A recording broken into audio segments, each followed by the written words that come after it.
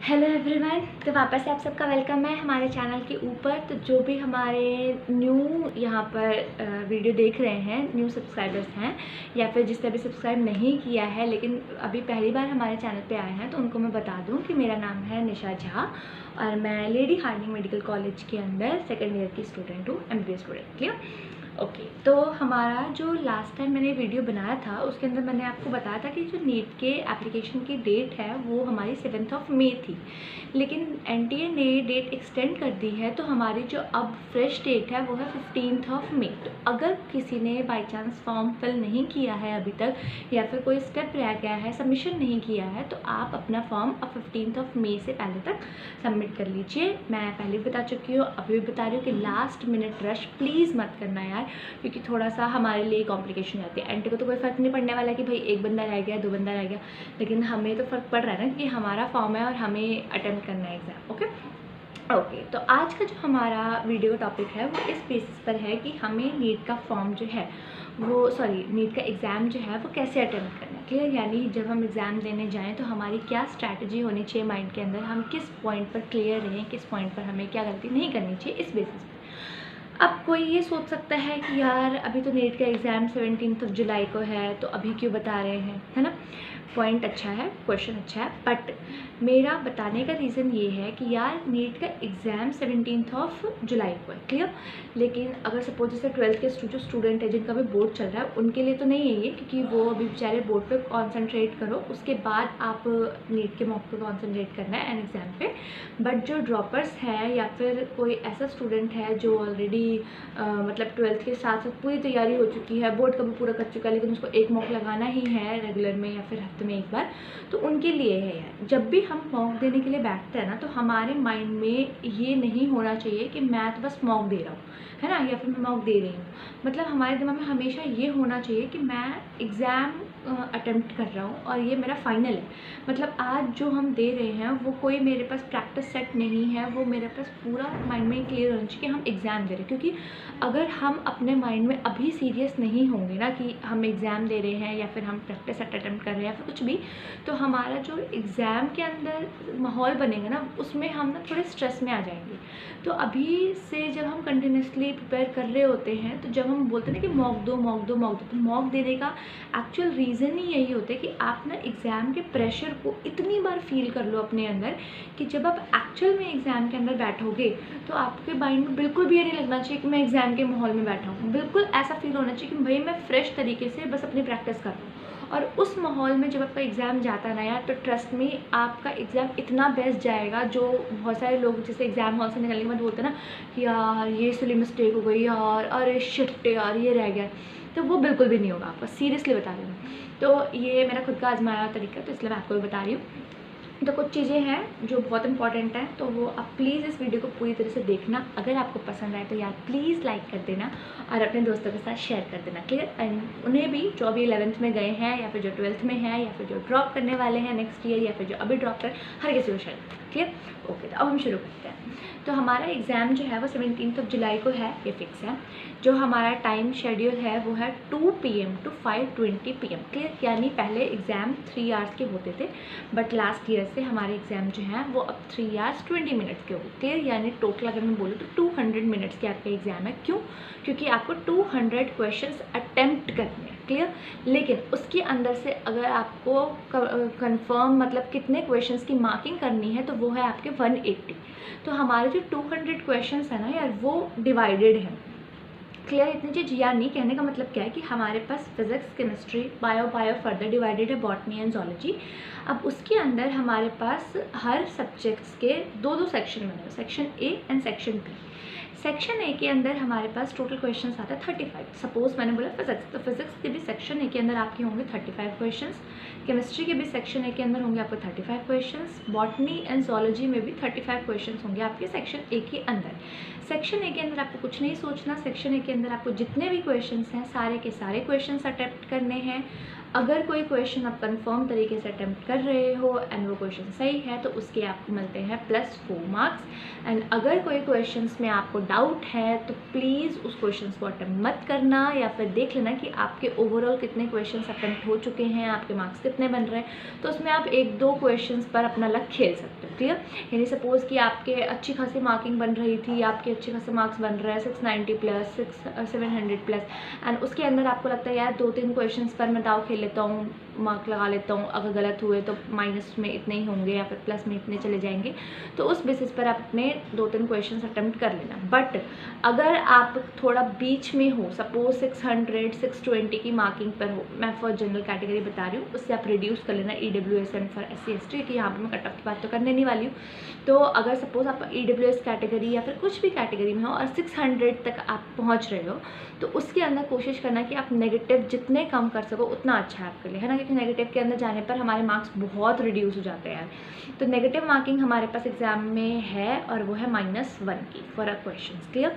तो अगर आप कोई क्वेश्चन अटेम्प्ट करते हो, अच्छे खासे मार्क्स मिलते हैं आपको, तो +4 मिलेंगे, एंड अगर आप कोई क्वेश्चन गलत कर देते हो तो ओवरऑल मार्क्स में से -5 जा रहे हैं यार, है ना, क्योंकि उसके +4 में नहीं मिलने वाले एंड नेगेटिव -1 तो हो ही रहे। तो नेगेटिव मार्किंग हमारी -1 की है पर क्वेश्चन, क्लियर।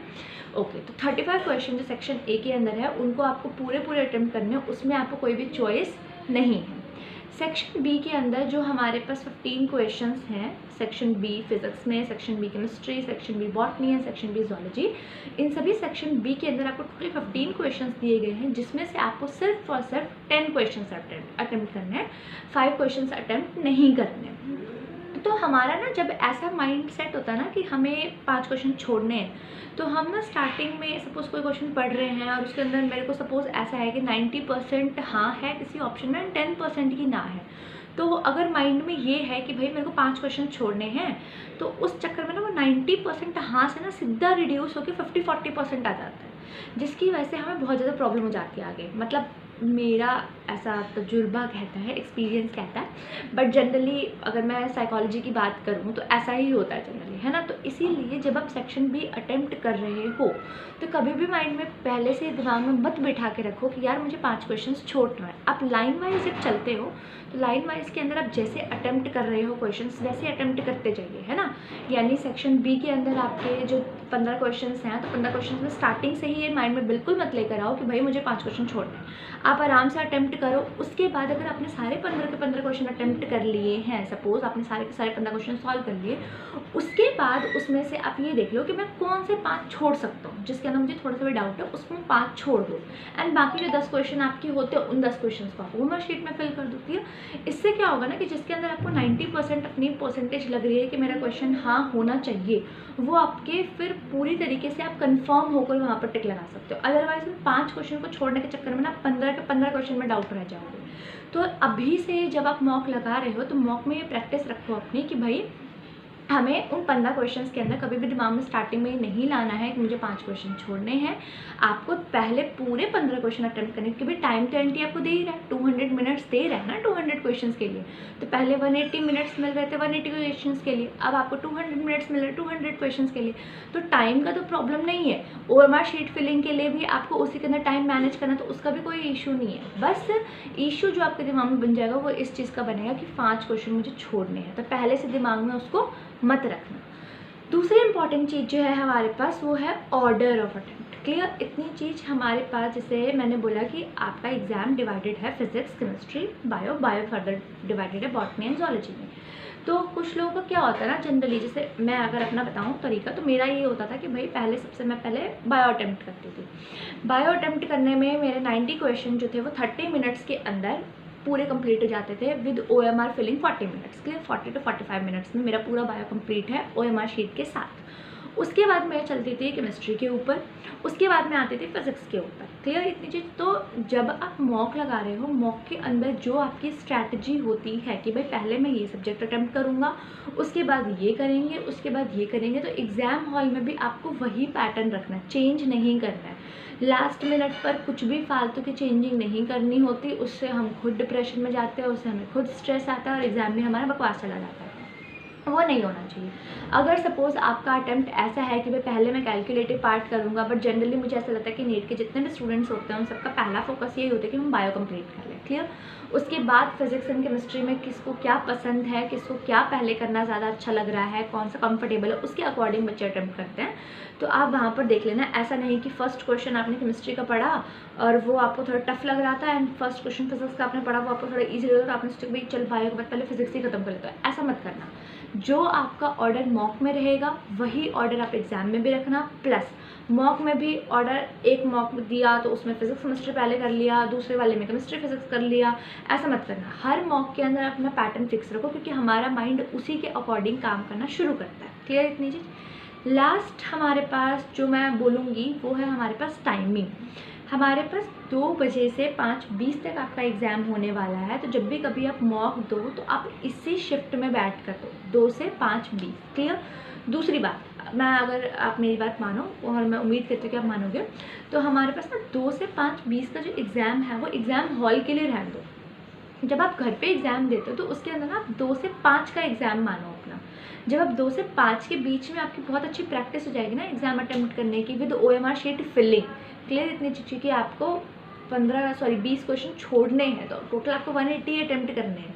तो अगर आपकी स्पीड अभी से अच्छी रहेगी, प्लस अगर आप 3 घंटे के अंदर अपना टाइम मैनेज कर पा रहे हो OMR शीट फिलिंग के साथ भी, तो एग्ज़ाम हॉल में जब आप जाओगे ना तो जो 20 मिनट आपके पास होंगे वो 20 मिनट आपके पास रिवाइज़ के लिए होंगे, plus OMR sheet correct filling के लिए होगी। क्योंकि कभी कभी ना कुछ बच्चों का क्या दिक्कत हो जाती है कि हमने क्वेश्चन पेपर में सही टिक कर रखा होता है, बट OMR शीट फिलिंग के अंदर हमने गलती से एक ही जगह B ऑप्शन वो कर दिया, पूरा फिल कर दिया, सर्कल कर दिया है ना, तो उसकी वजह से हमारा क्या भाई मार्क्स गए। अब B आपने सर्कल कर रखा, उसके बाद आप A को भी सर्कल करोगे तो भाई आपको कुछ मार्क्स नहीं मिलने वाले। जब एक साथ 2 फिलिंग हो गई तो वो क्वेश्चन नंबर कैंसिल हो चुका है, नेगेटिव ही जाएंगे वो। तो इसीलिए ना जब आपको, तो ये ज़रूरी नहीं है कि हम एग्ज़ाम अटेम्प्ट कर रहे हैं उसके बाद हम फॉर्मूला मतलब OMR शीट कैसे भी फिल कर दें। तो हमारा एग्ज़ाम 2 से 5 के बीच में ही दीजिए, 20 मिनट आप एक्स्ट्रा रखो, OMR शीट फिलिंग अच्छे से करो, एग्ज़ाम का पैटर्न फिक्स रखो कि भाई फिजिक्स केमिस्ट्री बायो किस ऑर्डर में आपको क्या करना है। उसके बाद 5 क्वेश्चन जो आपको छोड़ने हैं सेक्शन B में हर एक पार्ट में, उन 5 क्वेश्चन को पहले माइंड में मत रखो कि भैया मुझे ये क्वेश्चन छोड़ने हैं, मुझे ये क्वेश्चन करने हैं। लाइन वाइज सारे अटेम्प्ट करो, OMR फिलिंग के टाइम पर अपने बेस्ट 10 क्वेश्चन चूज़ करिए और 5 क्वेश्चन आप छोड़ दीजिए। उम्मीद करती हूँ कि आपको सारी चीज़ें अच्छे से क्लियर हुई होंगी, बट फिर भी अगर कोई डाउट हो आपको तो आप पूछ सकते हो मुझसे। रिवीजन कैसे करना है प्लस एनालिसिस कैसे करनी है टेस्ट देने के बाद, ये हम नेक्स्ट वीडियो में बात करेंगे। इस वीडियो में ये था कि हमें टेस्ट का अप्रोच कैसे रखना है। क्लियर इतनी चीज़। Thank you very much, all the very best.